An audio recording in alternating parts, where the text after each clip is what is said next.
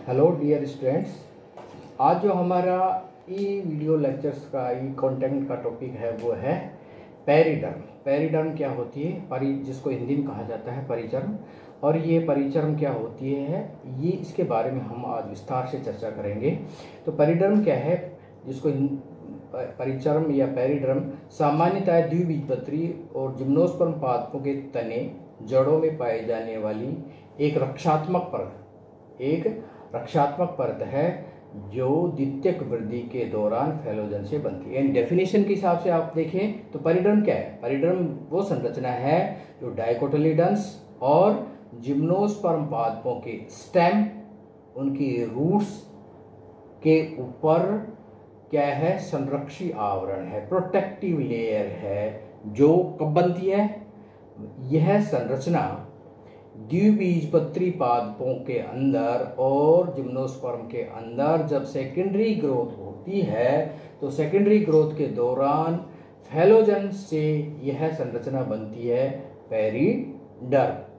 अब पेरिडर्म के अंदर सामान्यतः परिचर्म काष्ठी पादप जो वुडी प्लांट्स होते हैं, उन वुडी प्लांट्स के पुराने स्तंभ यानी स्टेम और रूट्स पर पाया जाता है। लीफ पर्णीय अंगों यानी लीफ जैसी संरचना या लीफ से मिलती जुलती संरचना या लीफ के जो विभिन्न अंग हैं उन पर पेरिडर्म नहीं बनती है।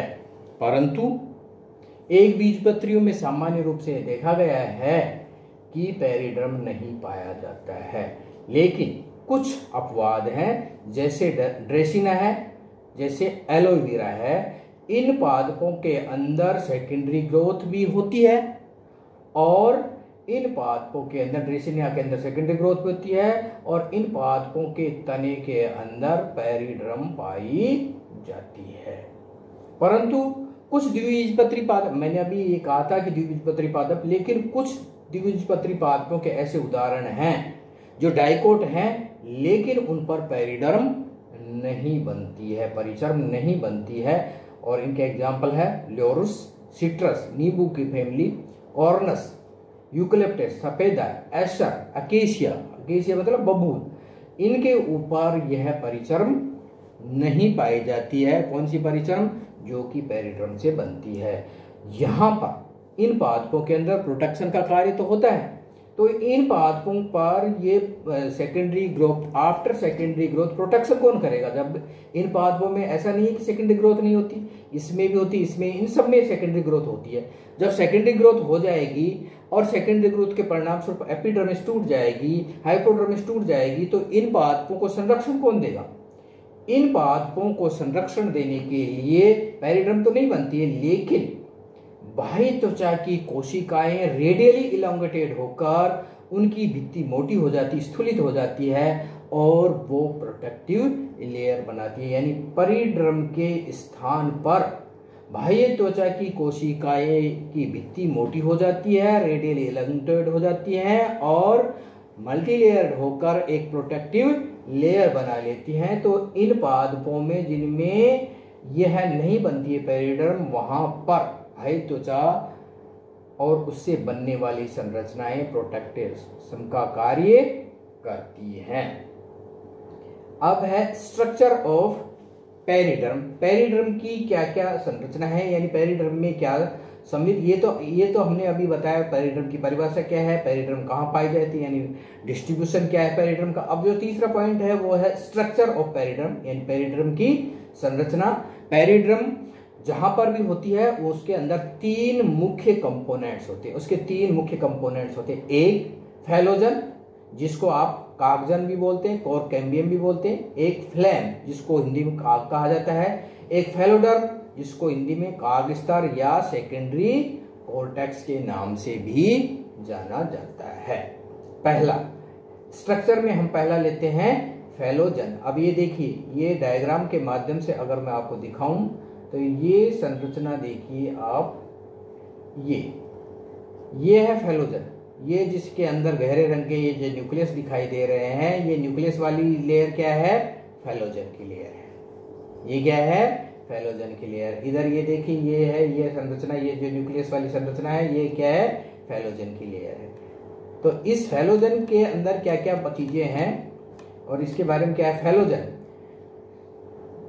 फेलोजन जो लेयर है यह एक तरह का क्या है, सेकेंडरी मेरिस्टेमेटिक टिश्यू है, द्वितीयक विभज्योत की उत्तक है। अर्थात यह उन कोशिका, द्वितीयक विभज्योत की क्या है, सेकेंडरी मेरिस्टेमेटिक टिश्यू क्या है, ये ऐसे उत्तक हैं जो कि परमानेंट टिश्यू के दोबारा मेरिस्टेमेटिक टिश्यू के अंदर बदलने के परिणाम स्वरूप बनते हैं।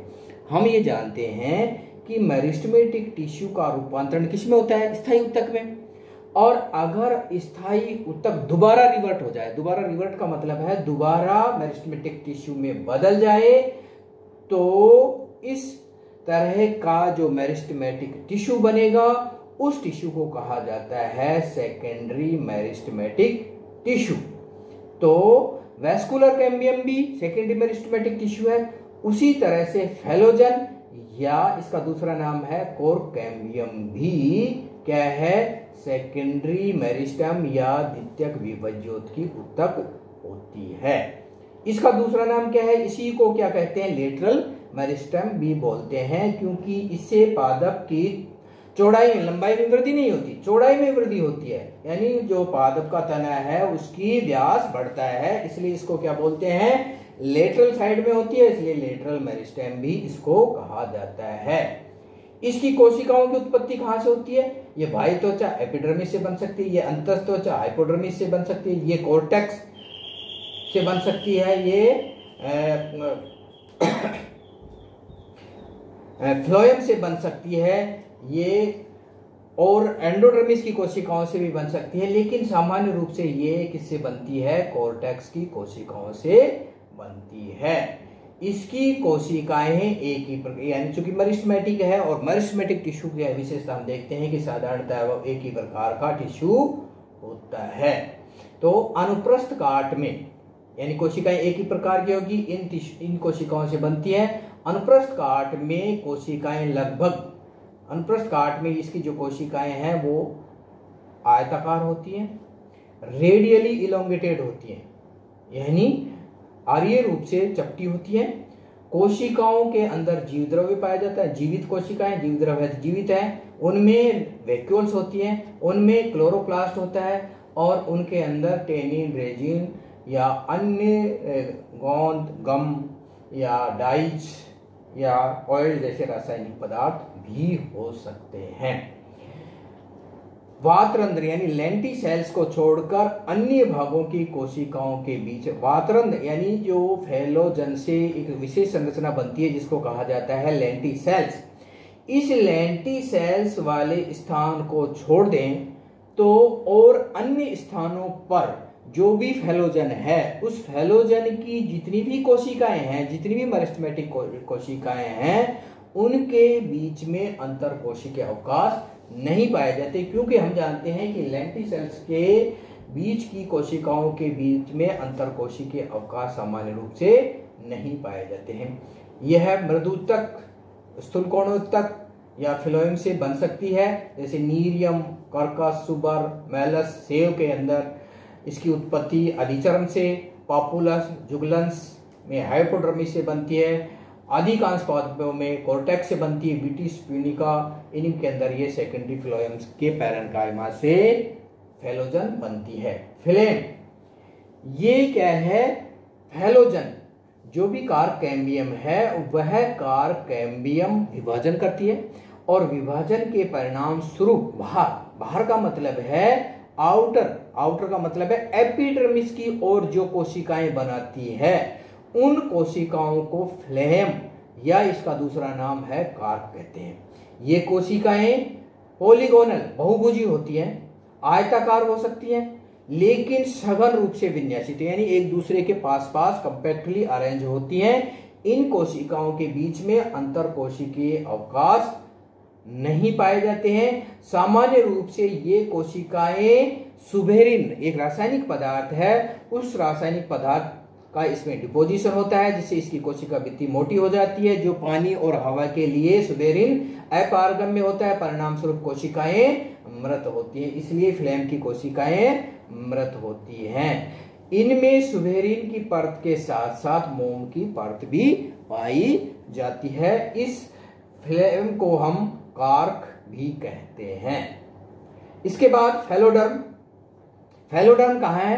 फैलोजन से, अभी मैंने कहा बाहर की तरफ जो कोशिकाएं बनती है विभाजन से, उसको फ्लेम कहते हैं। जो अंदर की तरफ कोशिकाएं, अंदर का मतलब है जो पित्त की ओर कोशिकाएं बनती हैं, जो जाइलम की ओर कोशिकाएं बनती हैं, उनको कहा जाता है फैलोडर्म, और इसी का दूसरा नाम है सेकेंडरी कोर्टेक्स। ये कोशिकाएं जीवित होती है, मृदुति की स्वभाव की होती है, मल्टीलेयर्ड होती है, आर्य क्रम में पंक्तिबद्ध रहती हैं। इनमें हरित लवक होता है, इनमें स्टार्च के कण हो सकते हैं, इनमें टेनिन हो सकता है, इनमें ऑयल हो सकता है, इनमें रेजिन हो सकता है, इनमें गोंद हो सकता है, इनमें किसी प्रकार की डाई हो सकती है। कभी कभी इनमें स्क्लेरिड्स, जो स्क्लेरन कायमा के स्क्लेरिड्स भी पाए जा सकते हैं।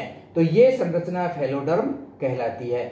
सामान्य रूप से ये देखा है कि फैलोजन से फ्लेम यानी बाहर की तरफ कोशिकाएं ज्यादा संख्या में बनती हैं, और फैलोडर्म यानी अंदर की ओर कोशिकाएं कम संख्या में बनती हैं। अब डेवलपमेंट क्या है, कैसे, यानी कोशिकाओं के अंदर विभाजन। ये सिंपल तरह का विभाजन है कि फैलोजन के अंदर अगर कोई रासायनिक पदार्थ संचित है तो सबसे पहले क्या होता है, वह स्टार्च या वह टेनिन डिजोल्व हो जाता है साइटोप्लाज्म में, यानी जो भी रासायनिक पदार्थ उसमें संचित है वो साइटोप्लाज्म में घुल जाता है या किसी दूसरी कोशिका में ट्रांसपोर्ट हो जाता है। अब इस फैलोजन की कोशिकाओं में क्या होते हैं, परिणत पेरिक्लाइनल डिवीजन होते हैं, जिसके परिणाम स्वरूप दो कोशिकाएं बनती हैं। बाहर वाली दो कोशिकाओं से जो बाहर वाली कोशिका है वह पुनः पेरिक्लाइनल डिवीजन से विभाजित होती है, और इसके परिणाम स्वरूप जो बाहर वाली कोशिका बनती है वह कोशिका फ्लेम सेल्स कहलाती है। इस कोशिका में पेरिक्लाइनल और एंटीक्लाइनल डिवीजन होते हैं, जिनके परिणाम स्वरूप कार्क बनती है। शेष कोशिकाएं, जो भी रिमेनिंग कोशिकाएं, वह फैलोजन का कार्य करती हैं। इसी तरह से यह फैलोजन कॉर्क-कैम्बियम अंदर की तरफ फैलोडर्म बनाती है, और इस तरह से फ्लेम और फैलोडर्म दोनों की परतों की संख्या, पादप की उम्र यानी कितनी उम्र है, मौसम यानी पादप जहां पर है वहां मौसम कैसा है, और पादप की प्रजाति पर निर्भर करता है। इसके बाद पेरिड्रम मोनोकोट्स के अंदर, पेरिड्रम एक बीजपत्री पादपों के, चूंकि ये जो पेरिड्रम है ये किससे बनती है, फैलोजन से बनती है। और फैलोजन कब बनती है, जब सेकेंडरी ग्रोथ होती है। क्योंकि मोनोकोट में सेकेंडरी ग्रोथ नहीं होती है तो वहां पर पेरिड्रम नहीं बनती, लेकिन अपवाद स्वरूप जैसे एलोवेरा, ड्रेसिना, कार्डिलिना में एबनॉर्मल सेकेंडरी ग्रोथ होती है और उससे पेरिड्रम बनती है। इन पादपों का जो ग्राउंड टिश्यू है उसके अंदर जो मृदुतक कोशिकाएं हैं वो मेरिस्टेमेटिक टिश्यू में बदलती हैं, उनमें पेरिक्लाइनल डिवीजन होता है, और ये कोशिकाएं जो बनती हैं उनके अंदर सुबेरिन डिपॉजिट हो जाता है और एक नई सुरक्षात्मक लेयर बनती है जिसको स्टोराइड लेयर कहते हैं, स्टोराइड लेयर कहते हैं, कोर कहते हैं, और ये कहलाती है पेरिड्रम। तो इस प्रकार कुछ अपवाद स्वरूप मोनोकोट प्लांट के अंदर भी पेरिड्रम पाई जाती है। अगर आप डायग्राम से समझना चाहें तो ये देखिए, ये बाहर की तरफ ये है फ्लेम, ये जो कोशिकाएं ये फैलोजन, और ये हाइपोडर्म, अलग अलग पादपों के डायग्राम है। ये देखिए एपिडर्मिस है, कोर्टेक्स है, एंडोडर्मिस है, और इसके अंदर कोर्क है, और यहाँ पर ये फैलोजन बने। अब यहाँ पर ये कोर्क चालू हो गया है और ये धीरे धीरे ये वाली कोशिकाएं हैं ये डिजनरेट हो जाएगी, और ये कोर्क है, ये फ्लेम इसको सुरक्षात्मक आवरण प्रदान कर ले। इसमें देखिए ये फ्लेम है, ये एपिडर्मिस है जो बाद में जाके नष्ट हो जाएगी, और ये जो डॉटेड केंद्रक वाली कोशिकाएं ये हैं फैलोजन, ये है फैलोजन, ये फैलोडर्म और ये फ्लेम सेल्स। इस तरह से इसके अंदर हम देख सकते हैं कि ये पेरिडर्म है और यहाँ पर ये फ्लूएम है और ये जाइलम टिश्यू है। तो ये पेरिडर्म हो गया। इसके बाद इसके अंदर छोटा सा एक टॉपिक है, कई बार पूछते हैं कि कोर्क क्या होती है या कॉमर्शियल कोर्क क्या होती है। तो बोतल का ढक्कन बनाने के लिए प्राचीन समय में जो लकड़ी के ढक्कन होते थे जिनको बोतल काग या कहते हैं, वो एक पादप से प्राप्त किया जाता है जिसका नाम है कर्कस सूबर या कॉर्क ओक भी कहते हैं। यह पादप भूमध्य वृक्षागरीय वृक्ष है। इस वृक्ष के अंदर फैलोजन और एपिडर्मिस से उत्पन्न होती है। इस वृक्ष में फैलोजन एपिडर्मिस से उत्पन्न होती है। यानी फैलोजन का निर्माण कॉर्टेक्स से नहीं होकर किससे होता है, एपिडर्मिस होती है, और यह दीर्घ स्थायी होती है, यानी ये कई 8, 9, 10 साल तक चलती है। ये बाहर की ओर कॉर्क उत्पन्न करती है जिसको विर्जिन कॉर्क कहा जाता है। अब 20 यानी जब पादप लगता है उसकी 20 साल की जब उम्र हो जाती है तो इसकी कोर को उतार देते हैं। इसके नीचे जो कोशिकाएं रहती हैं उनको कहा जाता है फैलोडर्म। ये जीवित कोशिकाएं अनावर्त होने के कारण मृत हो जाती हैं। अब कोर्टेक्स गहरी परतों में एक फैलोजन उत्पन्न हो जाती है जो पहले की अपेक्षा तेजी से, यानी 20 साल का पादप हुआ उसकी जो भी व्यापारिक कोर्क बनी उस कोर्क को उतार दिया जाता है, और उस कोर्क को उतारने के बाद जो फैलोड्रम बनती है उस फैलोड्रम से नई कोर्क कैम्बियम बनती है और फिर नई फ्लेम बन जाती है। इस तरह से 9-10 साल बाद फिर एक कोर्क तैयार हो जाती है और यह घटना 150 सालों तक चलती है। इस तरह से ये जो कार्क प्राप्त होती है इसको व्यापारिक कोर्क या कॉमर्शियल कोर्क कहा जाता है। वास्तव में कोर्क क्या होती है? वास्तव में कोर्क होती है वो फ्लेम की कोशिकाएं होती है, लेकिन यहाँ पर फ्लेम इतना अधिक मात्रा में बनता है और चिरस्थायी बनता है, 9-10 साल तक उसमें डेवलपमेंट होता है, तो उसको कहा जाता है व्यापारिक कोर्क या कॉमर्शियल कोर्क। इस तरह से कोर्क से ही मिलता जुलता दूसरा नाम है बार्क, जिसको हिंदी में कहते हैं छाल। पादपों के अंदर जो छाल है यह फैलोजन गहरे वल्कुट क्षेत्र में उत्पन्न, यानी इसका निर्माण होता है, ये कोर्टेक्स के अंदर होता है। और ये देखा गया है, सामान्य भाषा वैज्ञानिक ये मानते हैं कि फैलोजन से बाहर की और जो भी टिश्यू है वह सारा का सारा टिश्यू कहलाता है कोर्क, वो सारा का सारा टिश्यू कहलाता है बार्क। अब ये बार्क की कोशिकाएं मृत होती हैं, इनके अंदर जल एवं भोजन नहीं मिलता है, ये मृत कोशिकाएं कैम्बियम के बाहर स्थित होती है, इसलिए इसको कहा जाता है छाल। लेकिन कैथरीन इशू ये मानती है, जो कि नोबेल लॉरेट्स हैं, एनाटॉमी के बहुत बड़ी वैज्ञानिक हैं, इस छाल को उन जीवित या मृत कोशिकाओं के समूह को कहा जाता है जो कि द्वितीयक फ्लोएम के बाहर की ओर पाए जाते हैं। इस प्रकार यानी कैथरीन इशू कहती हैं कि जो बार्क है उसके अंदर जीवित और मृत दोनों तरह की कोशिकाएं, यहाँ हमने कहा है कि केवल मृत कोशिकाएं बार्क बनाती हैं, तो जीवित और मृत कोशिकाएं में कौन कौन हो सकती हैं? देखिए, एंडोडर्मिस होती है, वल्कुट हो सकता है, इसके अंदर हाइपोडर्मिस हो सकती है, प्राइमरी फ्लोएम हो सकती है, पेरिड्रम हो सकती है, ये सारी की सारी, और फ्लोएम के अलावा जो फ्लेम सेल्स हैं, फैलोजन सेल्स हैं, ये सब की सब मृत कोशिकाएं और जीवित कोशिकाएं मिलकर बनाती हैं बार्क। छाल के लिए प्राय राइटिडोम एक नया शब्द का प्रयोग किया जाता है, परंतु विशेष रूप से पेरिड्रम या इसके विकास के समय बने हुए सभी ऊतकों को राइटोडोम कहते हैं। लेकिन कुछ वनस्पति शास्त्री ये मानते हैं कि कोर्क कैम्बियम से भीतर से बाहर, यानी कोर्क कैम्बियम से आप लगा लीजिए फैलोडर्म, और उससे बाहर वाले जितने भी ऊतक हैं उन सब ऊतकों को हम कहेंगे राइटोडोम। तो फिर बार्क किसको कहेंगे? बार्क कैथरीन इसाऊ के अनुसार बार्क के अंदर primary cork phloem, endodermis, pericycle और सेकेंडरी कोर्क कैम्बियम के टिश्यू हाइपोडर्मिस और एपिडर्मिस होते हैं। इस तरह से यह छाल जो कि सुबेरिन युक्त होती है और इसके कोशिकाओं के बीच में अंतर कोशिका अवकाश नहीं होते हैं, और यह मृत पादपों से लगातार ईयर बाई ईयर अलग होती रहती है, इसको कहते हैं बार्क। और यह बार्क प्रोटेक्शन का कार्य करती है और वाष्पोत्सर्जन की दर और परजीवियों से सुरक्षा का कार्य करती है। Thank you.